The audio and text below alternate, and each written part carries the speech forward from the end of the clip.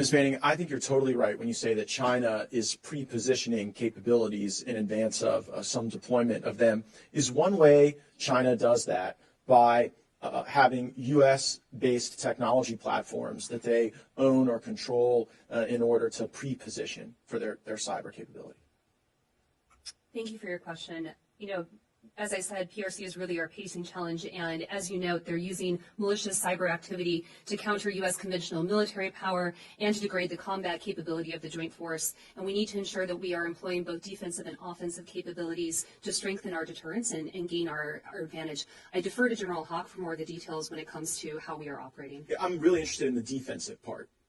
Vis-a-vis like what China might be doing with technology platforms in the United States. Do you have anything to add on that, General? So I think the area where we've seen specific action that has concerned us is hacking activity at our critical infrastructure and at Guam. I think those are specific examples. In use of technology within the United States, having Huawei presence and things like that is risk. Right, so that's what I want to get into, because I agree. The hacking is sort of like if they're breaking into your house, but the Huawei example you give is more like inviting them in the front door. Have either of you heard of this company called Tutor.com?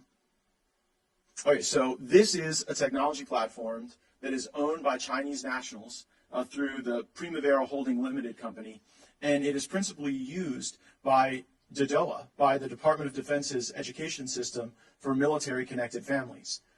If you had a technology platform that was being used specifically by military families owned by Chinese nationals, would that raise any red flags based on what you're talking about regarding the need to be resilient to that pre-positioning that Ms. Manning discussed?